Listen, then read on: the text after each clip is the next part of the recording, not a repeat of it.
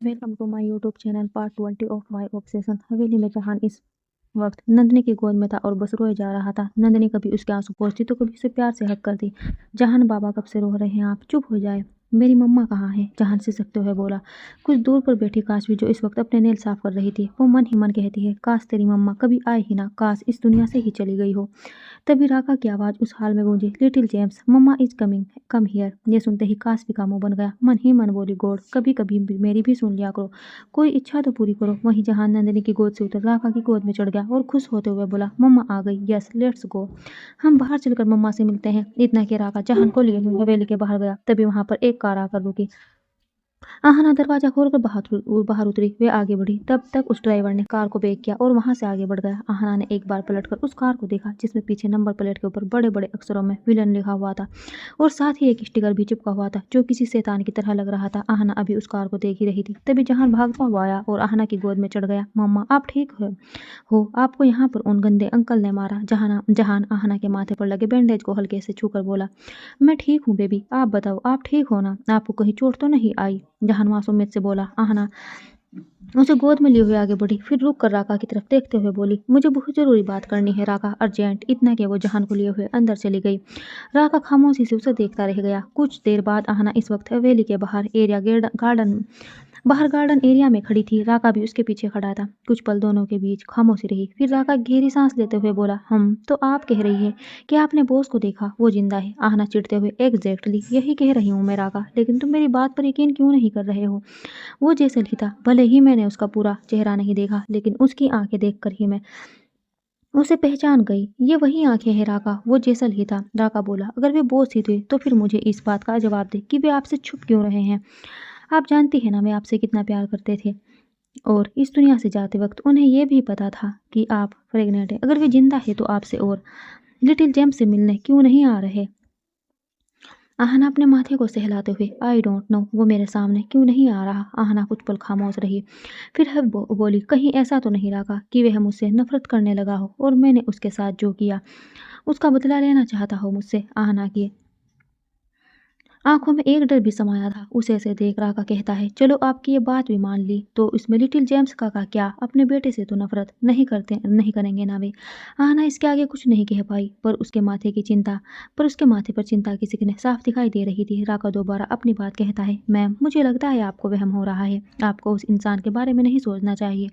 वो बस एक अजनबी था, दैट्स इट। आहना कुछ पल रुक कर बोली, ऐसे कैसे राका? अगर वे अजनबी था तो उसने मेरी जान क्यों बचाई, मुझे अपने घर क्यों ले गया? राका बोला, उस अजनबी की जगह अगर मैं होता और मेरे सामने किसी लड़की की जान खतरे में होती तो मैं भी यही करता मैम। अब इसके आगे मैं आपको कुछ नहीं समझा सकता। अगर मेरे लिए कोई ऑर्डर हो तो बताइए। आहना ने एक पल राका को देखा, कुछ पल सोच में डूबी रही, फिर ना में अपना सिर हिला दिया। राका वहां से चला गया। आहना वहीं रखी चेयर पर बैठ गई। वे खुद से ही बातें करने लगी। मैं उन आंखों को कैसे भूल सकती हूँ जिनमें झांकने से हमेशा मुझे खौफ आया है। वो जैसल ही था, लेकिन वे ऐसा क्यों कर रहा है? क्यों वो मेरे सामने नहीं आ रहा? क्या वे मुझसे नफरत करने लगा है, या फिर सच में मेरा वहम है? ये उलझने आहना को इस कदर उलझाती चली जा रही थी कि वे जितना इस बारे में सोच रही थी उतनी ही चीजें उलझती जा रही थी। शाम का वक्त। डाइनिंग टेबल में इस वक्त खाना लग चुका था। काश्मी, नंदिनी, आहना तीनों ही खाना खा रहे थे। जवाहन और पृथ्वी पूरे घर में दौड़ भाग कर रहे थे। तभी शक्ति अंदर की तरफ आया। उसे देख पृथ्वी दौड़कर आया और उसकी गोद में चढ़ गया। मेरा शेर, ये कहते हुए शक्ति ने उसे प्यार से किस किया और पृथ्वी को उनने भी उसे किस किया। उन दोनों को ऐसे देख जहान का मुंह फूल गया। उसके गाल जो पहले ही काफी गोलू मोलू थे, वे फूल का गुब्बारा बन चुके थे। अचानक उसने अपने बगल में रखा कांच का पोट उठाया और उसे जोर से पटक दिया। सब हैरान नजरों से उसे देखने लगी। तभी काश भी सरकास्टली बोली, सच कहते हैं लोग, कुछ चीजें हमें अपने विरासत और अपने खानदान से मिलती है, जैसे कि जहान का गुस्सा। काशवी की बात सुन आहना ने उसे तीखी नजरों से देखा। काशवी मुस्कुराकर बोली, तुम कितनी भी कोशिश कर लो, लेकिन जैसल का डीएनए तो जहान के रोम रोम में है। कैसे रोक पाओगी उसे जैसल की तरह बनने से? आहना चिढ़ते हुए उठकर खड़ी हो जाती है और कहती है, उसकी फिक्र तुम मत करो, मेरा जहान एक अच्छा इंसान बनेगा और ये मेरा वादा है। खुद से इतना कह वो उठी और जहान को गोद में उठाते हुए बोली, नंदिनी ये सब साफ करके मेरे रूम में आओ। इतना कह वो अपने कमरे की ओर चली गई। वे रूम में गई और जहान को बिस्तर में बिठाया। फिर उसके पास बैठ गई जहां सिर झुकाए बैठा था, क्योंकि वो जानता था कि नीचे जो हरकत उसने की है उसके लिए उसे डांट पड़ने वाली है। आहना कुछ पल उसे देखती रही, फिर बोली, आप मम्मा से कितना प्यार करते हो बेबी? बहुत। जहान मुंह फुलाए हुए बोला, तो मम्मा की इतनी सी बात नहीं मान सकते? अगर मम्मा कहती है कि गुस्सा करना बहुत बुरी बात है तो आप सुनते क्यों नहीं हो? आहना बोली। जहान ने अपनी मासूम टिमटिमाती आंखों से आहना को देखा, फिर बोला, मैं गुस्सा करता नहीं हूँ, मुझे गुस्सा आता है। मम्मा पृथ्वी के पापा उसे प्यार कर रहे थे, लेकिन मेरे तो पापा ही नहीं है। आहना ने एक गहरी सांस ली, फिर बोली, और अगर मैं कहूँ कि मैं जल्दी ही आपको आपके पापा से मिलवाने वाली हूँ, तो आप मम्मा को प्रॉमिस करोगे कि आप गुस्सा करना छोड़ दोगे? जहान मुस्कुरा दिया और बोला, सच्ची? सच्ची में मैं अपने पापा से मिलने वाला हूँ। वो वैसे ही दिखते हैं ना जैसे आपने मुझे फोटो में दिखाया था? आहना ने मुस्कुराकर हाँ में अपना सिर हिला दिया। जहान खुश होते हुए बोला, फिर मैं पापा के लिए एक बहुत ब्यूटीफुल सा कार्ड बना लेता हूँ। इतना के जहान वहां से चला गया। तभी नंदिनी कमरे में आई। आहना उसे देखते हुए बोली, जहान आजकल बहुत गुस्सा करना सीख रहा है। नंदिनी, तुम उस पर ज्यादा ध्यान नहीं देती हो क्या? देखो, मैं तुम्हें ब्लेम नहीं कर रही, मैं जानती हूँ ये जिम्मेदारी मेरी है, बट वे कुछ घंटे तुम्हारे साथ बिताता है जब मैं हॉस्पिटल में रहती हूँ, बस इसलिए तुमसे कह रही हूँ। नंदिनी सिर झुकाते हुए, मैं जानती हूँ बड़ी ठाकुराइन, जहान बाबा आजकल कुछ अलग सा व्यवहार कर रहे हैं। मैं पक्का तो नहीं कह सकती, लेकिन ये सब छोटी ठाकुराइन के कारण है। आहना बहस करते हुए, काशवी के कारण? जी। फ्लैशबैक। काशवी अपने कमरे में थी, तभी जहान आया और काशवी की तरफ देखते हुए बोला, चाची मम्मा पृथ्वी कहाँ है? काशवी मुस्कुराकर बोली, वो तो अपने पापा के साथ गेम जोन गया है। जहान का मुंह बन गया। जहान का मुंह उतर गया। वह मायूस होते हुए वो बोला, चाचू मुझे क्यों नहीं लेकर गए? काशवी ने उसे उठाया और अपनी बाहों में लेते हुए बोली, चाचू लेकर तो जाते, लेकिन तुम्हारी मम्मा फिर गुस्सा करती चाचू पर। अगर तुम्हारे पापा होते तो तुम्हें लेकर जाते, लेकिन तुम्हारी मम्मा की वजह से तुम्हारे पापा आज तुम्हारे पास नहीं है। जहान उत्सुकतावश बोला, मम्मा की वजह से क्यों? काशवी ने उसके गाल पर पिंच करते हुए कहा, क्योंकि बेबी वह आपकी मम्मा ही है जिसने आपके पापा को आपसे दूर किया। सबको पता है कि आपकी मम्मा आपके पापा को बिल्कुल भी लाइक नहीं करती थी। आपकी मम्मा ने जानबूझकर आपके पापा को आपसे दूर भेजा है। जहान का चेहरा अपना नाराजगी से भर गया था। वो आंखों में आंसू लिए कहता है, मम्मा ने ऐसा क्यों किया? चाची मम्मा मम्मा पापा को लाइक क्यों नहीं करती? क्योंकि बेबी। काशवी अभी अपनी बात कह ही रही थी कि नंदिनी भागती हुई आई और उसने जहान को गोद में उठा लिया। जहान बाबा, आपके होमवर्क का टाइम है ना, चलो जल्दी होमवर्क कर लो, नहीं तो मम्मा नाराज होगी। नंदिनी की बात सुन काशवी हल्का मुस्कुरा दी और जहान की तरफ देखते हुए बोली, जहान अभी आप जाओ, बाकी की स्टोरी मैं आपको बाद में बताऊंगी। नंदिनी जहान को लिए तुरंत वहां से निकल गई। Flashback and. नंदिनी के मुंह से ये सारी बातें सुन आहना का चेहरा गुस्से में तमतमा उठा। वो दांत पीसते हुए कहती है, काशवी तुम मेरे बेटे के मन में जहर भरने की कोशिश कर रही हो, जवाब देना होगा तुम्हें। इतना कह वो तुरंत कमरे से बाहर चली गई। काशवी इस वक्त अपने रूम में थी और किसी से फोन पर बातें कर रही थी। तभी आहना ने तेजी के साथ उसके कमरे का दरवाजा खोला। काशवी ने पलटकर आहना को देखा, फिर कॉल कट कर दिया। आहना इस वक्त हद से ज्यादा गुस्से में थी। वो काशवी को घूरते हुए कहती है, कई बार तुम्हें समझा चुकी हूँ, मेरे जहान से दूर रहो। अगर उसे कुछ अच्छा नहीं सिखा सकती तो कुछ बुरा भी मत सिखाओ। कार से तिरछा मुस्कुराते हुए, मैंने क्या किया है? जैसल का बेटा है तो उसी की तरह होगा ना, गुस्सेल, बिगड़ेल, सन की सिर फिरा क्रिमिनल। काशवी के शब्द उसकी जबान से निकल रहे थे तब तक आहना ने एक जोर का थप्पड़ उसके गाल पर रसीद दिया था। काशवी का हाथ उसके गाल पर खुद ब खुद ठहर गया। How dare you! वो गुस्से से तमतमाती हुई आहना को निहार रही थी। आहना उसकी आंखों में आंखें डालते हुए कहती है, जेठानी हो तुम्हारी, इतना हक तो बनता है ना। I am telling you for the last time. Kashif, मेरे बेटे के कोमल मन में जहर घोलने की कोशिश मत करो, otherwise you are know very well कि मैं क्या कर सकती हूँ। आहना कुछ पल रुककर थोड़ा मुस्कुराते हुए बोली, after all I am entire 60% of this property understand. Kashif गुस्से में बस आहना को घूरती रही। कुछ जवाब उसके पास था नहीं, या वे इस वक्त कुछ बोलना ही नहीं चाहती थी, बस आहना को देखती रही। आहना अपनी जुल्फे झटकते हुए वहां से चली गई। अगले दिन आहना इस वक्त हॉस्पिटल बिल्डिंग से बाहर निकल रही थी। सारा दिन पेशेंट के साथ गुजारने के बाद उसे जहान की कुछ ज़्यादा ही याद आ रही थी। इस दौरान जहान 4 से 5 बार आहना को वीडियो कॉल भी कर चुका था। वह बेसमेंट एरिया में आई और अपने कार की तरफ बढ़ी। तभी एक इंसान उसके बेहद करीब से गुजरा।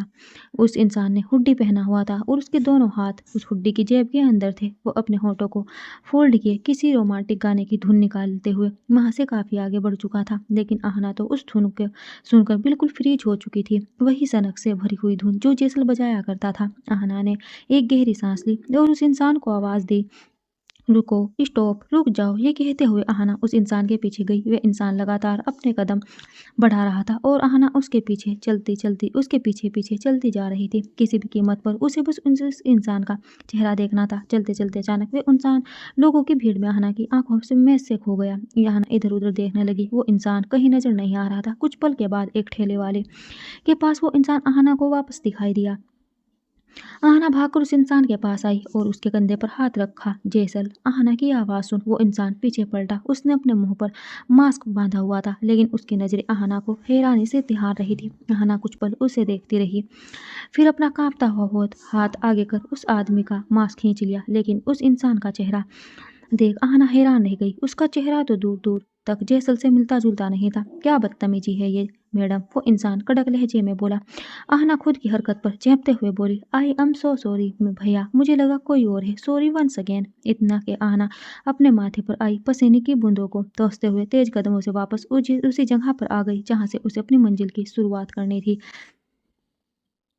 यानी कि बेसमेंट एरिया। वो कार में बैठी और वहां से आगे बढ़ गई। हवेली में रात का वक्त। आहना इस वक्त जहान के साथ बिस्तर में लेटी हुई तो जहान तो सो रहा था, लेकिन आहना के जहन में सिर्फ वही चल रहा था जो पिछले कुछ वक्त से उसके साथ घटित हो रहा था। उस दिन लिफ्ट के अंदर जो कुछ हुआ, उसके बाद उस अजनबी का आहना की जान बचाना, जिसकी आंखें आहना को जैसल की तरह लगी थी। ऊपर से आज आहना के कानों तक वो सनक भरी धुन पहुंची थी। वे तो हमेशा जैसल के जैसली अपने होठों से निकालता था। ये सब सोच सोच कर आहना का सिर फटा जा रहा था। वे उठकर बैठ जाती है और अपनी आंखों से एक निश्चय लिए हुए कहती है, कल तुम्हें मेरा सामना करना ही होगा। जब तक मैं क्लियर नहीं कर लेती कि तुम जैसल हो या सिर्फ मेरा वहम, तब तक मुझे चैन नहीं पड़ेगा। ऐसे तो पागल हो जाऊंगी मैं। ये कहते हुए आहना ने एक गहरी सांस ली।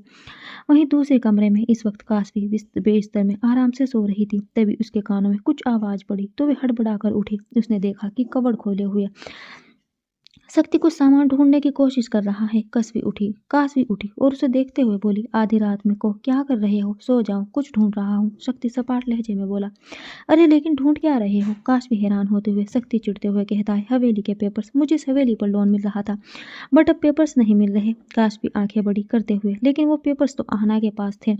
तुम्हारे पास कैसे आए? चुराए हैं, शक्ति ने सीधा सीधा जवाब दिया। काशवी तिरछी मुस्कान लिए बोली, ये हवेली उसके नाम है और लोन तुम ले रहे हो। अगर पेपर्स है भी तुम्हारे पास तो उसके साइन के बिना, उसकी इजाजत के बिना तुम क्या ही कर लोगे? अगले ही पल वो पेपर शक्ति के हाथ में आ गए। उसने उन पेपर्स को देखा, फिर काशवी को देखा। वो डेविल एक्सप्रेशन लिए बोला, सब हो जाएगा, दुनिया में कोई भी काम इम्पॉसिबल नहीं। काशवी कुछ नहीं बोली, बस उसे देखती रह गई। सुबह का वक्त। आहना रेडी होकर निकल ही रही थी। उसने जहान का स्कूल बैग अपने हाथ में ले रखा था और जहान अपने नन्हे कदमों से आहना के कदम से कदम मिलाकर चल रहा था। दरअसल सुबह हॉस्पिटल जाते वक्त आहना जहान को उसके स्कूल तक ड्रॉप करती थी। उसके बाद वह अपने हॉस्पिटल जाया करती थी। जहान को स्कूल से रिसीव करने के लिए ड्राइवर के साथ नंदिनी जाया करती थी। आहना अभी आगे बढ़ ही रही थी कि तभी नंदिनी उसे आवाज देते हुए बोली, बड़ी ठाकुराइन। आहना ने पलटकर उसे देखा। हाँ कहो नंदिनी। बड़ी ठाकुराइन, मैं आपसे कहना चाह रही थी कि आज मैं जहान बाबा को लेने स्कूल नहीं जा पाऊंगी। नंदिनी की बात सुन आहना ने असमंजस में कहा, क्यों? बड़ी ठाकुराइन, असल में मैं अब यहाँ काम नहीं कर सकती। मेरा तीसरा महीना शुरू हो चुका है। नंदिनी ने सिर झुकाते हुए कहा। आहना आंखें बड़ी करते हुए, यू आर प्रेग्नेंट। नंदिनी सिर झुकाए हुए, जी बड़ी ठाकुराइन। आहना बोली, लेकिन तुम तो अपने पति से अलग हो चुकी थी 4 साल पहले ही। तुमने उसे छोड़ दिया था और अपने लिए तुम्हें पैसे चाहिए थे, इसलिए तो तुम यहाँ नौकरी करती थी। फिर प्रेग्नेंट कैसे हो गई? क्या कोई और आ गया तुम्हारी लाइफ में? नंदिनी हल्का मुस्कुराकर बोली, नहीं बड़ी ठाकुराइन, कोई और नहीं, बल्कि वही लौट आया मेरी जिंदगी में, मेरा पति। बड़ी ठाकुराइन, इन 4 सालों में उसने मुझे मनाने की बहुत कोशिश की। वह मेरे सामने रोता रहा, गिड़गिड़ाता रहा, कहता रहा कि वह दोबारा अपनी गलतियां नहीं दोहराएगा। मेरा दिल उसके लिए पसीज ही गया। बड़ी ठाकुराइन, मैं फिर से उसके पास चली गई, उसके पास, उसके घर और उसकी जिंदगी में लौट गई। आहना कुछ पल खामोश रही, जैसे कोई ख्याल उसे बेचैन कर रहा था। फिर बेहद गंभीर होकर बोली, तुमने उसे माफ कर दिया? आसान था क्या ऐसे इंसान को माफ करना जिसने तुम्हें मारा पीटा, तुम्हारे साथ हैवानियत की, तुम्हें बेइज्जत किया, तुम्हें आंसू दिए? तुम किसी और का हाथ भी तो थाम सकती थी। नंदिनी हल्का मुस्कुराकर बोली, और फिर दूसरा मर्द अच्छा ही होगा, इसकी क्या गारंटी है बड़ू ठाकुराइन? आहना खामोश रही। तभी नंदिनी दोबारा कहती है, हो सकता है वे दूसरा मर्द इससे भी ज्यादा बुरा हाल करे मेरा, जब किस्मत में प्यार लिखा ही ना हो तो जो मिल रहा है, जितना मिल रहा है उसे ही कबूल कर लेना चाहिए, वरना वे भी हाथ से छूट जाता है। बस यही सोचकर मैंने उसे माफ़ कर दिया। बड़ी ठाकुरन। आहना कुछ पल रुक कर बोली, ठीक है, तुम्हारी लाइफ है, तुम्हारा डिसीजन है, मैं तो बस ऐसे ही पूछ रही थी। खैर तुम फिक्र मत करो, जहान को कुछ दिन राका रिसीव कर लेगा स्कूल से, उसके बाद मैं कोई इंतजाम देख लूँगी। इतना कि आहना जाने को हुई, फिर ठहर कर बोली, अगर कभी मेरी ज़रूरत पड़े तो याद कर लेना, मैं हूँ तुम्हारे लिए। नंदिनी मुस्कुरा कर बोली, शुक्रिया बड़ी ठाकुराइन। और एक बात और कहनी थी, मेरी सहेली है जूही, उसे काम की ज़रूरत है, अगर आप बुरा ना माने तो मेरी जगह वो यहाँ काम। आहना बीच में ही बोली, तुम तो जानती हो ना, मैं जहान के लिए ऐसे ही किसी पर भी भरोसा नहीं कर सकती, लेकिन अगर तुम वे लड़की तुम्हारी जान पहचान की है तो उसे भेज देना। एक बार राका उसे मिलेगा, उसकी इन्फॉर्मेशन लेगा, अगर वे कहेगा कि सब कुछ सही है तो मैं उसे तुम्हारी जगह पर रखने के लिए रेडी हूँ। नंदिनी ने हाँ में अपना सिर हिला दिया। आहना वहाँ से आगे बढ़ी और नजरें दौड़ाते हुए जहान को ढूंढने लगी। कहाँ चला गया ये जहान, जहान कहते हुए आहना बाहर तक आई तो देखा कि जहान एक जगह चुपचाप खड़ा हुआ था। आहना उसके पास गई और मुंह बनाते हुए बोली, सॉरी बेबी, आपको वेट करना पड़ा, लेट्स गो। इट्स ओके मम्मा, अब फास्ट फास्ट चलो, नहीं तो हम लेट हो जाएंगे, जहान मासूमियत से बोला तो आहना मुस्कुरा दी और उसे लिए हुए आगे बढ़ गई। कुछ देर बाद आहना इस वक्त अपने केबिन में थी। वह एक एक करके पेशेंट के साथ डिस्कशन कर रही थी और उन्हें एडवाइस दे रही थी, लेकिन उसका मन बिल्कुल भी नहीं लग रहा था। जो काम हमेशा ही से ही उसका सपना था, जिस काम को वे बचपन से करना चाहती थी, जिस काम को वे बचपन से करना चाहती थी, जिस काम को करने के लिए जिस काम को करने से उसे सुकून मिलता था, आज वही काम करने पर उसे बोरियत महसूस हो रही थी, क्योंकि दिमाग में इस वक्त चल रहा था तो सिर्फ वह शख्स जिसका चेहरा अभी तक आहना देख नहीं पाई थी, लेकिन उसकी बॉडी, उसकी पर्सनालिटी, उसकी आंखें, उसकी आवाज़, उसकी वाइब्स, सब उसे जैसल की याद दिलाता था। वो कुछ पल खामोश बैठी रही, एकटक छत की सीलिंग को निहारती रही, फिर खोज सोचते हुए उठी और टेबल के ऊपर रखा अपना पर्स उठाया। इसके बाद तुरंत वहां से निकल गई। Villain house. एक आदमी की चीखें उस पूरे बंगले में गूंज रही थी। वे बेहद दर्द में चिल्ला रहा था। दो आदमी लगातार उसके बदन पर कोड़े बरसा रहे थे और वे बस चीखे जा रहा था। उस आदमी के सामने रखे सोफे पर विलन बैठा हुआ था, जिसने बड़े शान से अपने पैरों को क्रॉस करके रखा था। उसके मुंह पर ब्लैक मास्क अभी भी चढ़ा हुआ था, लेकिन उसकी आंखें ही उसके हाव भाव बयान कर रही थी। वो सुर्ख आंखें बुरी तरह से उस आदमी को घूर रही थी, जो नीचे जमीन में पड़ा कराह रहा था। विलन ने ठीक बगल में दास खड़ा था। अब वो गंभीर होकर कहता है, अब इसके धोखे की सजा शायद मिल चुकी है। विलन, क्या इसे जाने दे। विलन कुछ पल खामोश रहा, फिर उठकर खड़ा हुआ और भारी आवाज में बोला, शूट हिम। विलन का फरमान सुनते ही जमीन में पड़ा वो आदमी हाथ जोड़कर गिड़गिड़ाने लगा, माफ कर दो विलन, बस एक बार माफी दे दो। आज के बाद आपको धोखा देने के बारे में सोचूंगा भी नहीं। आखिरी बार भरोसा कर लो विलन, भरोसा कर लो। धोखा अक्सर वही देते हैं जिन पर हम भरोसा करते हैं, और विलन किसी पर एक ही बार भरोसा करता है, दोबारा उसे इस लायक नहीं छोड़ता कि वे धोखा देने के बारे में सोच सके। जान से मत मारो विलन, एक बार माफ कर दो, बस एक बार रहम कर दो विलन। वे आदमी गिड़गिड़ाए जा रहा था, लेकिन विलन की आंखों में उसके लिए जरा भी रहम दिखाई नहीं दे रहा था। विलन ने अपने बगल में खड़े दास की ओर तीखी नजरों से देखा और बोला, आई सेड किल हिम। उसका ऑर्डर सुन दास ने सहमति में अपना सिर हिलाया और अपने हाथ में ली हुई गन को जमीन में घुटनों के बल बैठे उस आदमी पर पॉइंट कर दिया। दास की उंगलियां गन की ट्रिगर तक पहुंची ही थी, तभी एक आवाज उस माहौल में गूंजी, स्टॉप इट। सबने पलट के देखा, सिवाय विलेन के। वो वैसे ही खड़ा रहा, बिल्कुल खामोश, बिल्कुल एक्सप्रेशन लेस। दास ने आहना को देखा, फिर एक नजर विलन पर डाली। इसके बाद आहन अपनी गन नीचे कर ली।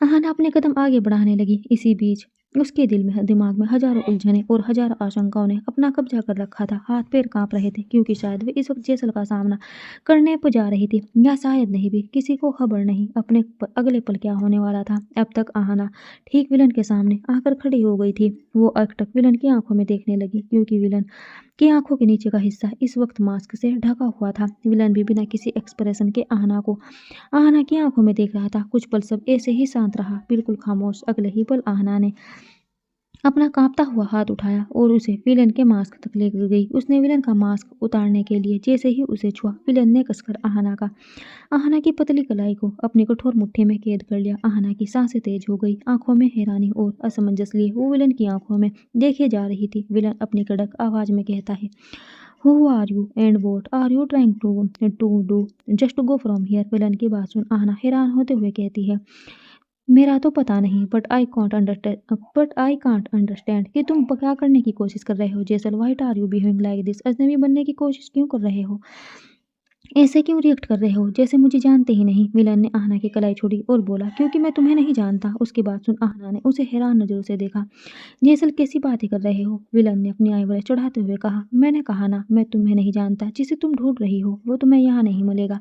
अब लौट जाओ यहाँ से, इससे पहले कि मेरा दिमाग घूमे और मैं तुम्हारे साथ कुछ गलत कर बैठूं। आहना एक गहरी सांस लेते हुए, ओके फाइन, मैं चली जाती हूँ। तुम बस एक बार अपना मास्क हटाओ, जस्ट रिमूव योर मास्क। इतना कि आहना ने विलन का मास्क फिर से हटाना चाहा तो विलन ने अपना सिर ऊंचा कर लिया। आहना ने अपने तीर थोड़ा ऊपर उठाए और फिर से उसका मास्क पकड़कर उतारना चाहा तो विलन ने उसकी दोनों कलाई पकड़ ली। अगले ही पल उसने आहना की कलाइयों को पीछे की तरफ ले जाते हुए उसकी कमर से चिपका दिया। इस वक्त आहना का बदन पूरी तरह से विलन के सख्त सीने में चिपका हुआ था। वो एकटक विलन को देख रही थी।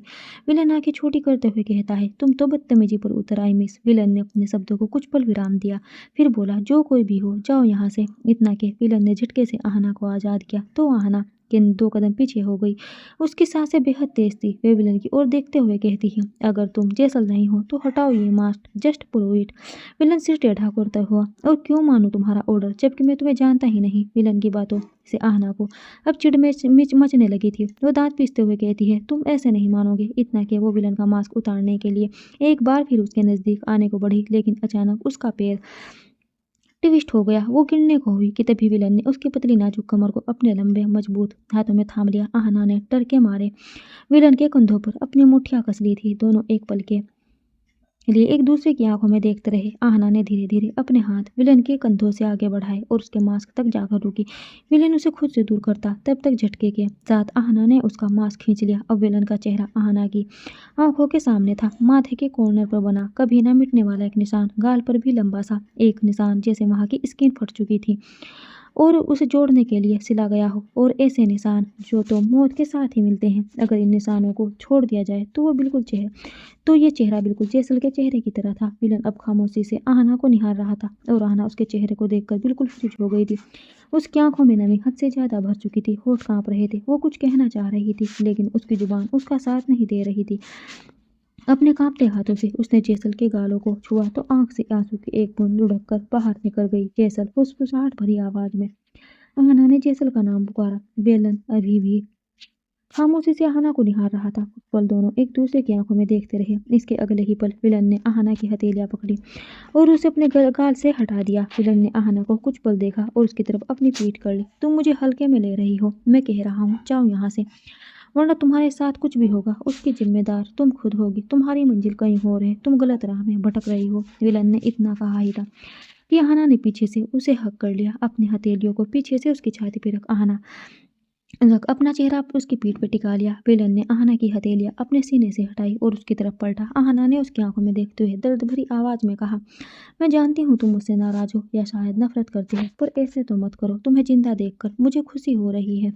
तुम ऐसे अजनबी की तरह रिएक्ट मत करो। विलन कुछ नहीं बोला। उसके ठीक बगल में खड़ा दास, जो काफी देर से ये सब देख रहा था, वह कहता है, विलन, क्या हम इस धोखेबाज को जाने दें? उसका इशारा उस आदमी पर था जो अधमरी हालत में जमीन पर घुटनों के बल बैठा था। विलन ने आहना के चेहरे को देखते हुए कहा, मार दो। आहना की आंखें हैरानी से बड़ी हो गई। वो दास की तरफ देखती है जिसने गन को उस आदमी पर पॉइंट किया हुआ था। स्टॉप, गोली मत चलाना। अगले ही पल वो विलन को गाल को छूते हुए कहती है, तुम फिर से उसी राह पर जा रहे हो जेसल। तुम कितनी मुश्किल से सुधरे थे। एक विलन से हीरो बनने की कोशिश कर रहे थे तुम, और अब फिर से वही सब। विलन ने आहना की बाजुओं को कसकर पकड़ा और उसे झकझोरते हुए गुस्से में बोला, तुम्हें समझ नहीं आ रहा। मैंने कहा, मैं तुम्हें नहीं जानता। Don't interfere in my personal life. Just go from her, वरना जान से मार दूंगा मैं तुम्हें। विलन की पकड़ आहना की बाजुओं में इतनी तेज थी कि उसे दर्द होने लगा था। आंखों से आंसू बहने लगे थे। अगले ही पल विलन ने आहना की बाजू को छोड़ा, फिर तिरछा मुस्कुराते हुए कहा, मैं हीरो नहीं हूँ। मुझे हीरो बनना भी नहीं है। I am a villain and your coward a villain is more powerful than a bloody hero. Villain की बात सुना आहना उसे कुछ पल देखती रही। फिर उसने दास की तरफ देखा और बोली, उस आदमी को छोड़ दो, जाने दो उसे। दास ने कुछ नहीं कहा, बस खामोश रहा।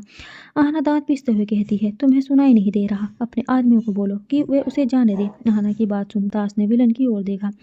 विलन ने बिना किसी एक्सप्रेशन के कहा, छोड़ दो। दास एक पल रुककर आदमियों को इशारा करता है। उसके आदमी जमीन में पड़े उस आदमी के हाथों को खोल देते हैं। वे आदमी उठकर खड़ा होता है और मौत के मुंह से बाहर आने की खुशी उसके चेहरे पर साफ नजर आने लगती है। आहना विलन के सीने से लग जाती है और कहती है, तुम कितना भी झूठला लो, लेकिन मैं जानती हूँ तुम जैसल हो, और ये बात अभी साबित हो गई। मेरे कहने पर तुमने उसे छोड़ दिया, ये इस बात का सबूत है कि तुम जैसल हो और तुम मुझसे। आहना के शब्द अभी उसकी जुबान से निकल ही रहे थे कि गोली चलने की आवाज आई और आहना के कंधे डर से उचक गए। विलन के सीने से लगे हुए उसकी सांसें डर के मारे तेज हो गई। उसने अपना चेहरा उठा, एक नज़र विलन को देखा और अगले ही पल वो पीछे पलटी जहां वो आदमी इस वक्त जमीन पर गिरा हुआ था। गन इस वक्त विलन के हाथ में थी और उसने अभी भी उस आदमी की तरफ पॉइंट कर रखा था। इससे साफ चाहिए था कि गोली विलन ने ही चलाई है। आहना तुरंत ही विलन से दूर हट गई। वे जमीन में पड़े उस आदमी की लाश को एकटक देखने लगी। पूरे फर्श पर हद से ज्यादा खून भर चुका था। गोली सीधा उस आदमी के माथे पर जाकर लगी थी। वे मरते हुए अपनी आंखें भी बंद नहीं कर पाया था। उसकी आंखें एकटक खुली हुई थी और शरीर बेजान था।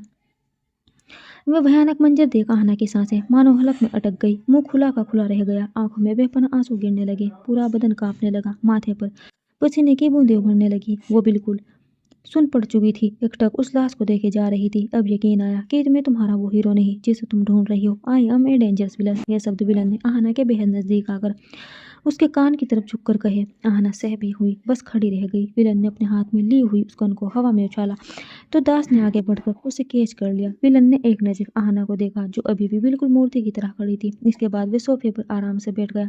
अपने पैरों को क्रॉस करते हुए एक सुलगती हुई सिगरेट को होठों तले दबा लिया। दास तुम कितने सालों से मेरे साथ हो? विलन ने यह सवाल जरूर दास से किया, लेकिन उसकी नजर आहना पर टिकी थी। लगभग 3 साल से विलन दास ने जवाब दिया। होठों को फोल्ड कर विलन ने धुआं उड़ाया और डेविल इस्माइल लिए बोला, तो इन मोहतरमा को समझाओ ना कि दो लोगों की शक्ल मिलती जुलती हो सकती है, लेकिन मैं इनका हीरो नहीं हूँ। आहना ने सहमी नजरों से एक बार विलन को देखा और फिर जमीन में पड़ी उस लाश को। इसके बाद वे अपने थरथराते हुए कदमों को पीछे लेने लगी। वह अपने कदम लगातार पीछे खींच रही थी और विलन के चेहरे को सहमी निगाहों से नजरों से निहार रही थी। अगले ही पल वे मुड़ी और बिना एक पल गवाए दौड़कर उसी रास्ते से वापस निकल गई जिस रास्ते से वे यहाँ आई थी। उसके जाते ही विलन उठकर खड़ा हो गया। उसने अपने हाथ में ली हुई सिगरेट को जमीन में फेंका और उसे मसलते हुए बोला, चेस्ट के लिए नेट।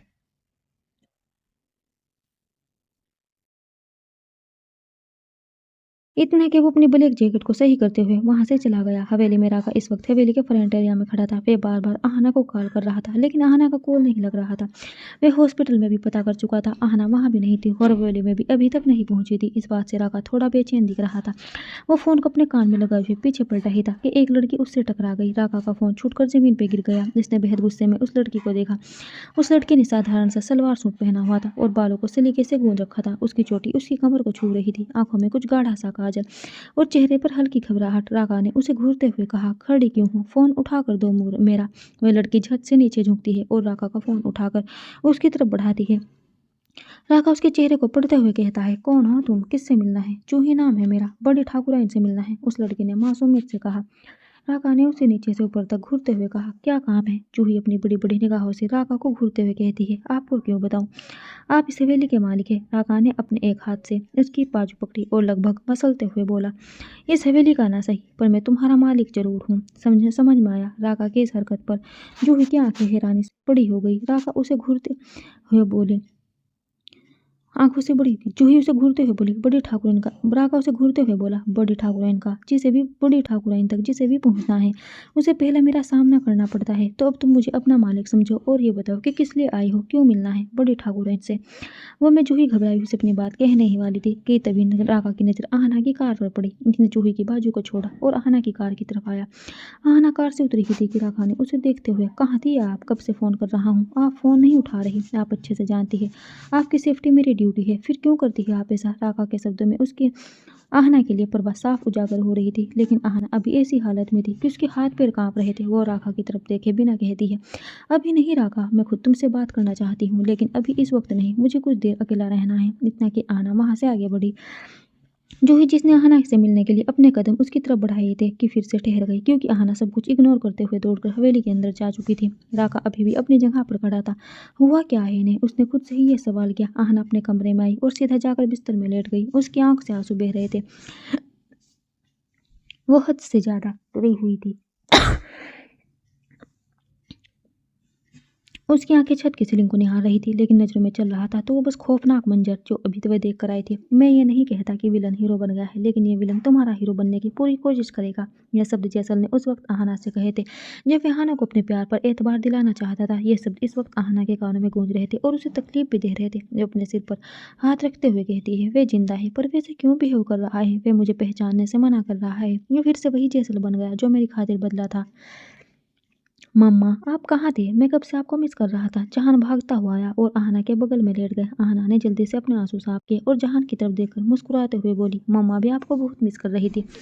आहना ने प्यार से जहान का माथा चुमा, फिर कुछ पल रुक कर बोली, अच्छा आप पिज्जा खाने को बोल रहे थे ना, तो चलो आज मम्मा आपको पिज्जा खिलाने चल रही है। सच्ची? जहान आंखें बड़े करते हुए आहना ने मुस्कुराकर हाँ में अपना सिर हिला दिया। ये जहान खुशी से बिस्तर में जंप करने लगा। उसे खुशी देख आहना के होठों पर फाइनली मुस्कान आई। दूसरी ओर चारू इस वक्त हॉस्पिटल से आई थी, इसलिए काफी थकी हुई लग रही थी। उसने अपना व्हाइट कोट उतारकर साइड में रखा और सीधे बिस्तर में लेट गई। तभी कोई एक नोक हुआ। चारू मुंह बनाते हुए इस वक्त कौन है, वे थकी हुई सी दरवाजे तक आई और दरवाजा खोला। सामने ध्रुव खड़ा था। ये देख चारू की भौहें सिकुड़ गई। उसने जल्दी जल्दी अपनी पलकें झपकाई, क्योंकि उसे शायद अपनी नजरों पर डाउट हो रहा था। उसे ऐसे देख ध्रुव अंदर आ गया और आकर सीधा बिस्तर में बैठ गया। चारू ने हैरान नजरों से उसे देखा। तुम यहाँ किस लिए? ध्रुव तिरछी मुस्कान लिए बोला, पहले गेट तो लॉक करो, फिर बताता हूँ किस लिए। ध्रुव को अपने घर में देख चारू बहुत ज्यादा हैरान थे, क्योंकि इन 4 सालों में वे ध्रुव के आगे पीछे घूमती रही, लेकिन ध्रुव हमेशा उससे दूर ही भागता था, उसे बिल्कुल भाव नहीं देता था। और आज वह खुद चारू के पास आया है। इससे चारू थोड़ा आश्चर्य में थी। उसने गेट लॉक किया और ध्रुव के पास आकर बोली, हम क्या है इस वक्त यहाँ, क्या कर रहे हो तुम? धमकी देने आया हूँ, ध्रुव ने चारू को घूरते हुए कहा। चारू ने अपने दोनों हाथों को फोल्ड कर अपने सीने में टिका लिया और बोली, अच्छा कैसी है धमकी, और तुम्हें ऐसा क्यों लग रहा है कि मैं तुम्हारी धमकियों से डरने वाली हूँ? ये कहते हुए चारू के चेहरे पर हद से ज्यादा एटीट्यूड था, जिसे कुछ पल ध्रुव ने देखा। अगले ही पल उठकर खड़ा हुआ और झटके से चारू की बाजुओं को पकड़ उसे दीवार से चिपका दिया। चारू की आंखें हैरानी से बड़ी हो गई। ध्रुव बेहद सीरियस था इस वक्त। उसने चारू का गला अपनी मुट्ठी में भर लिया था और हल्के से प्रेस करते हुए बोला, अगर तुमने उस डॉक्टर या किसी और लड़के का ख्याल अपने दिमाग में लाया तो मैं तुम्हें जान से मार दूंगा। चारू ने आंखें बड़ी करके एक पल ध्रुव को देखा, फिर मुंह टेढ़ा कर बोली, तो तुम मुझे इग्नोर क्यों करते हो, क्यों मेरे साथ बिहेव करते हो? धोनू ने चारू का गला छोड़ा और उसकी तरफ झुकते हुए उसके गालों को अपने लबों से छूने लगा। चारू की धड़कनें तेज होने लगी, अपनी ड्रेस को अपनी मुट्ठियों में भरकर मसलने लगी। बेहद खुश्क आवाज में ध्रुव ने कहा, मैं तुम्हारे साथ जैसा चाहे भी बिहेव करूं, चाहे जैसा भी बिहेव करूं, तुम्हारे पास हक नहीं है कि तुम किसी और के बारे में सोचो। ध्रुव की गर्म सांसें चारू के रोम रोम में समाने लगी थी और उसे अपने बदन में एक अजीब सी सिहरन फील हो रही थी। ध्रुव ने उसके लबों को उन्होंने अपने लबों को चारू के लबों के करीब किया। अगले ही पल फुसफुसाकर बोला, तुम्हारी सारी शिकायतें दूर कर दूंगा आज। चारू का दिल जोर से धड़क धक उठा। अपनी सांसों को काबू करते हुए उसने ध्रुव के कंधों पर हाथ रखा और बोली, क्या कर रहे हो ध्रुव, प्लीज दूर हटो। कभी पास बुलाती हो तभी तक, कभी दूर जाने को कहती है। खुद डिसाइड कर लो चाहती क्या हो। मैं अपनी फीलिंग को लेकर कंफ्यूज नहीं हूँ, बल्कि तुम अपनी फीलिंग को लेकर कंफ्यूज हो, ध्रुव ने कहा। चारू के होठ कांपने लगे थे। वो हकलाते हुए कहती है, मैं कंफ्यूज नहीं हूँ, आई लव यू, बट तुम ऐसे मेरे नजदीक आते हो तो आई डोंट नो मुझे डर क्यों लगता है, मेरे पेट में अजीब सी गुड़मुड़ होने लगती है। चारू की बात सुन ध्रुव हल्का मुस्कुराया और बोला, इसे डर नहीं, इसे नर्वसनेस कहते हैं, और आज ये सारी नर्वसनेस दूर करने वाला हूँ मैं। ध्रुव चारू के लबों से अभी सब निकल ही रहे थे कि ध्रुव ने उसके कांपते लबों को अपने हार्ड लिप्स के बीच कैद कर लिया। चारू के हाथ ध्रुव की शर्ट पर कस गए। ध्रुव बड़े जुनून के साथ चारू के लबों को चूम रहा था। 4 सालों की जुदाई, 4 सालों का फ्रस्ट्रेशन, 4 सालों की इनसिक्योरिटी, सब कुछ किसके जरिए बाहर निकल रहा था। ध्रुव ने तो इन 4 सालों में खुद को पत्थर बना लिया था। वे चारू के धोखे के बाद कभी खुद को उससे करीब नहीं आने देना चाहता था, लेकिन चारू भी बड़ी शिद्दत से लगी रही उस पत्थर को पिघलाने के लिए। और आखिरकार ध्रुव की जलन उसकी इनसिक्योरिटी ने अपनी जिद छोड़ने पर मजबूर कर ही दिया। इस वक्त भी चारू भी ध्रुव के प्यार के रंग में रंगती जा रही थी। वे ध्रुव के बालों को अपने बोले में सुलझाते हुए उसे पूरा रिस्पॉन्स दे रही थी। ध्रुव के हाथ अब चारू के कपड़ों के अंदर पहुंच चुके थे।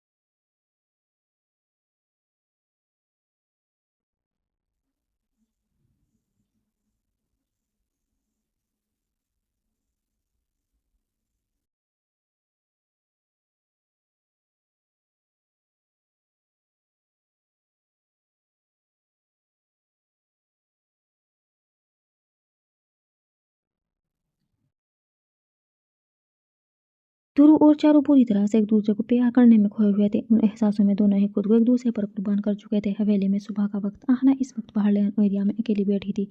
वे हद से ज्यादा गुमसुम थी। कल रात का दृश्य उसकी आंखों से हटने का नाम नहीं ले रहा था। हुआ क्या है आपको? राका की आवाज सुन आहना ने पलके उठाकर उसे निहारा। फिर एक गहरी सांस लेते हुए बोली, बैठो। राका आहना के सामने रखी चेयर पर बैठ गया और उसके चेहरे को पढ़ते हुए बोला, कल से देख रहा हूँ बहुत परेशान है आप। आखिर बात क्या है? जैसल जिंदा है राका। पिछले कुछ दिनों से मुझे जो फील हो रहा था वे मेरा वहम नहीं बल्कि हकीकत है। आहना बिना किसी एक्सप्रेशन के बोली। आहना की बात सुन राका की भौहें सिकुड़ गई, माथे पर बल पड़ गया। वो हैरान होते हुए कहता है, ये कैसे पॉसिबल है? आप सच में उनसे मिली हैं? राका का सवाल सुन आहना ने कल का पूरा वाकया उसे एक्सप्लेन कर दिया। राका भी हैरान रह गया। वह परेशान होते हुए कहता है, अगर वो जिंदा है तो ऐसा बिहेव क्यों कर रहे हैं? क्यों आपको पहचान नहीं रहे हैं? यही तो समझ में नहीं आ रहा। आहना बोली, ये भी हो सकता है कि उनकी याददाश्त जा चुकी हो। जैसा कि वे इतनी ऊंचाई से गिरे थे तो उनके सिर में चोट आ गई होगी और इसलिए राका अभी बात कह ही रहा था कि तभी आहना चिढ़ते हुए कहती है, यहाँ कोई फिल्म नहीं चल रही है राका। उसकी आंखों में देखा मैंने। उसकी आंखें साफ बयान कर रही थी कि वो मुझे अच्छे से जानता है। उसे मैं याद हूँ। वह सिर्फ यह नाटक करने की कोशिश कर रहा है। राका कुछ पल खामोश रहा, फिर बोला, तो ठीक है, आप ही बताएं कि मैं क्या करूँ? अगर वे खुद हमें नहीं पहचान रहे तो हम कैसे जबरदस्ती उनकी लाइफ में घुसेंगे? I don't know. इतना कि आहना कुछ पल खामोश रही, फिर वे राका के चेहरे को देखते हुए बोली, तुम उसके साथ मिले हुए तो नहीं हो राका? आहना के सवाल पर राका ने हैरानी से उसे देखा। आहना फिर से बोली, देखो, तुमने मुझे अपनी बहन की तरह माना है। जैसल के साथ मिलकर मेरे साथ कोई खेल खेल रहे हो तो अभी बता दो, धोखा मत देना मुझे। कैसी बातें कर रही हैं आप? मुझे भी आपसे पता चल रहा है कि बॉस जिंदा है। मैं आपको धोखा क्यों दूंगा? राका बोला। आहना ने अपना सिर पकड़ लिया और बोली, आई एम सॉरी, मैं बस ऐसे ही कह रही थी। राका बोला, ठीक है, मैं जा रहा हूँ लिटिल जेम्स को स्कूल से पिक करने। राका उठकर खड़ा हुआ तो आहना बोली, रहने दो, मैं चली जाती हूँ आज। वैसे भी हॉस्पिटल नहीं जा पाई इन सब टेंशन की वजह से। कम से कम जहान को पिक करने ही चली जाऊँ। राका ने सहमति में अपना सिर हिला दिया। तभी आहना बोली, वे कोई लड़की आने वाली थी नंदिनी की जगह पर, तुम मिले उससे? राका को कल की बात याद आई तब जब जूही उससे टकराई थी। राका गंभीर हुए बोला, मैं पहले उसकी इन्फॉर्मेशन अच्छे से टेस्ट कर लेता हूँ, वो लिटिल जेम्स की केयरटेकर बनने के लायक भी है या नहीं, उसके बाद आपको इन्फॉर्म करता हूँ। ओके। इतना कि आहना वहां से चली गई। कुछ देर बाद आहना इस वक्त जहान की स्कूल के बाहर खड़ी थी। वे जहान के बाहर निकलने के इंतजार में थी। तभी उसकी नज़र एक इंसान पर टिक गई जो कुछ दूर पर शांति से खड़ा था। उसका हुलिया देख आहना समझ चुकी थी वे कोई और नहीं बल्कि विलन है। मुंह पे ब्लैक मास्क और सिर पे हुडी। आहना कुछ पल उसे ऐसे ही देखती रही। विलन की नजरें भी आहना से टकरा ही गई थी। अगले ही पल जहान भागता हुआ आया और आहना से लिपट गया। आहना अपने सेंस में आई और जहान को अपनी बाहों में उठा लिया। जहान अपनी मीठी आवाज में बोला, आज आप मुझे लेने आई हो मम्मा? आहना उसे लिए हुए आगे बढ़ी और उसके गाल पर किस करते हुए बोली, यस बेबी, आज मम्मा ने हॉस्पिटल से छुट्टी ली तो मम्मा ने सोचा आज आपको सरप्राइज दे दे। थैंक यू मम्मा, जहान ने बड़े प्यार से कहा। जहान को कार में बैठाते हुए आहना ने कहा, बेबी आप 2 मिनट मेरा वेट करो। कोई मस्ती नहीं, कोई शैतानी नहीं, मैं बस अभी आई। ओके मम्मा। आहना ने आगे बढ़कर उस ओर देखा जहाँ पर अभी उसे विलन दिखाई दिया था, लेकिन इस वक्त उस जगह कोई दिखाई नहीं दे रहा था। आहना ने चारों ओर नजर दौड़ाई लेकिन विलन कहीं दिखाई नहीं दिया। वे खुद से ही बोली, अगर तुम जैसल नहीं हो तो जहान के स्कूल के बाहर क्या कर रहे हो? तुम्हें लगता है कि तुम मुझे बेवकूफ़ बना दोगे? बस दिस टाइम मेरा वादा है खुद से तुम अपने मुंह से ये बात कबूल करोगे कि तुम जैसल हो। आहना पैर पटकते हुए अपनी कार की तरफ चली गई तो उसके जाते ही विलन दीवार के पीछे से निकला और आहना की जाते हुई कार को एकटक देखने लगा। उसकी निगाहों में इस वक्त कोई एक्सप्रेशन नहीं थे। हवेली में जूही इस वक्त सिर झुकाए हुए खड़ी थी और राका उसके सामने खड़ा उसे नीचे से ऊपर तक घूर रहा था। जूही मुंह बनाते हुए मन ही मन कहती है, ये खड़ूस मुझे ऐसे क्यों देख रहा है जैसे मैं कोई आतंकवादी हूँ। राका एक गहरी सांस लेते हुए कहता है, तुम्हारी सारी इन्फॉर्मेशन क्रॉस की है मैंने, क्रॉस चेक की मैंने। अब तक तो मुझे सब कुछ सही है, लेकिन मेरी एक बात कान खोल सुन लो, अगर आगे कुछ भी गड़बड़ी हुई तो जान जाएगी तुम्हारी। राका की बात सुन जूही की बड़ी बड़ी आंखें फैलकर और ज्यादा बड़ी हो गई। वो मन ही मन कहती है, जूही यहाँ तो जान का खतरा मालूम पड़ता है, ठीक से सोच ले। उसे चुप देख राका उसके नजदीक आया और उसके चेहरे की तरफ झुकते हुए सर्द आवाज में बोला, अगर कुछ छुपा रही हो तो भी बता दो, बाद में कुछ ऐसा पता चला तो। राका के कठोर चेहरे पर देख जूही घबराते हुए उससे 2 कदम पीछे हो गई और बोली, आपका काम था मेरी जानकारी लेना, वो आपने ले ली, अब आगे क्या करना है वो मुझे बड़ी ठाकुराइन बताएगी। आप ज्यादा हुक्म ना चलाएं मुझ पर, वरना हम। राका अपने माथे की तूरियां चढ़ाए हुए फिर से जूही के करीब आया और उसके सहमे चहमे को देख बोला, वरना तुम क्या कर लोगी? मुझे धमकी दे रही हो? जूही लगातार अपने कदम पीछे खींच रही थी और राका उसके नजदीक आता चला जा रहा था। तभी कार रुकने की आवाज आई और राका ने उस तरफ देखा। जूही भागकर हवेली के अंदर की तरफ चली गई।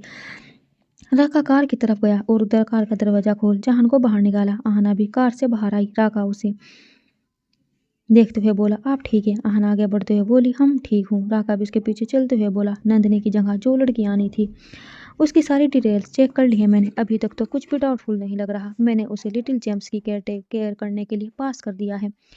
अब आपकी इजाज़त की ज़रूरत है। राका की बात सुन आहना ने पलट कर उसे देखा और बोली, तुमने चेक कर लिया है ना? तो बस फिर आई ट्रस्ट यू। इतना कि आहना वहाँ से चली गई। अगले दिन आहना इस वक्त हॉस्पिटल केबिन में बैठी हुई थी। तभी गेट खोलकर चारू अंदर आई। उसे देख आहना मुस्कुराकर बोली, क्या बात है डॉक्टर चारू, आज आप कुछ ज़्यादा ही खुश लग रही हो। चारू आहना के सामने बैठ गई और खुश होते हुए बोली, फाइनली धुरू मान गया, उसने अपनी फीलिंग एक्सेप्ट कर ली। मैं बहुत खुश हूँ आहना, हम जल्दी ही शादी करने वाले हैं। आहना हल्का मुस्कुरा दी। तभी उसकी नज़र चारू की हथेली के पास बने एक निशान पर पड़ी। उसने चारू का हाथ पकड़ा और उस निशान को देखते हुए बोली, टैटू? तूने टैटू करवाया है? चारू मुस्कुराकर बोली, हाँ यही दिखाने तो आई थी मैं तुझे। मैंने अपने हाथ पर ध्रुव का नाम लिखवाया है। दरअसल चारू ने अपनी हथेली के कोने पर स्टाइलिश तरह से डी अक्षर का टैटू बनवाया हुआ था। आहना के जहन में जैसे कुछ आया, उसने अपनी जुबान के अंदर ही कहा, टैटू? अब टैटू साबित करेगा कि तुम जैसल हो। फिर तुम कैसे झूठलाओगे? कुछ कहा तूने? चारू हैरानी से आहना को देखते हुए बोली, मुझे कुछ काम याद आ गया चारू, मैं तुझसे बाद में मिलती हूँ। आहना ने अपना पर्स उठाया और तेजी के साथ केबिन से बाहर निकल गई। चारू उसे देखते हुए खुद से ही बोली, ये क्या हो गया है इस लड़की को? अजीब सा बिहेव क्यों कर रही है आजकल? आहना इस वक्त उस विलन हाउस के बाहर खड़ी थी। उसने कुछ पल उस घर को निहारा, फिर एक गहरी सांस लेते हुए अंदर गई। उसे देखते ही दास ने उसे रोका। अरे मैडम, आप फिर से आ गई, क्यों विलन को गुस्सा दिलाने में लगी हुई हैं? देखिए मेरी बात मानिए, विलन का पीछा छोड़ दीजिए वरना नुकसान करा बैठेगी आप। दास की बातें सुन आहना जबरदस्ती मुस्कुराते हुए बोली, हो गया तुम्हारा? दास कुछ नहीं बोला तो आहना उसे देखते हुए बोली, मुझे जेसल से मिलना है। वो कहाँ है? उसे बुलाओ। देखिए मैम, विलन ने आपको पहले भी कहा है कि वो आपके जेसल को नहीं जानते हैं। तो आप अभी? दास अपनी बात कह ही रहा था कि आहना चिढ़ते हुए बोली, जस्ट शट अप, बंद करो एक ही बात को बार बार दोहराना। ठीक है, वो जेसल नहीं है, वो विलन है। मान लिया मैंने, तो मुझे विलन से मिलना है। अब सीधे सीधे बताओ वो कहाँ है? आहना का गुस्सा देख दास कुछ हैरानी के भाव लिए देखने लगा। फिर धीरे से बोला, अपने कमरे में है। आहना ने अपनी आईब्रो चढ़ाते हुए कहा, किस तरफ? दास ने ऊपर की ओर इशारा किया। आहना वहां से आगे बढ़ी, सीढ़ियां चढ़ते हुए विलन के कमरे की तरफ गई। वे कुछ पल दरवाजे के पास खड़ी रही, जैसे हिम्मत जुटाने की कोशिश कर रही थी। फिर एक गहरी सांस लेकर उसने कमरे का दरवाजा खोला। उसकी नजरें सीधा विलन से टकराई, जो इस वक्त आराम से सोफे पर बैठा था और अपने पैरों को पसार कर कॉफी टेबल के ऊपर रखा हुआ था। वो अपने फोन को कान पे लगाए हुए किसी से बात कर रहा था शायद, लेकिन इस वक्त आहना को अपने सामने देख वो बिल्कुल हैरान रह गया। दोनों कुछ पल एक दूसरे को निहारते रहे। I will call you later, इतना के विलन ने कॉल कट कर दी और अपना मोबाइल अपनी जेब में रख लिया। Thanks for watching, bye bye.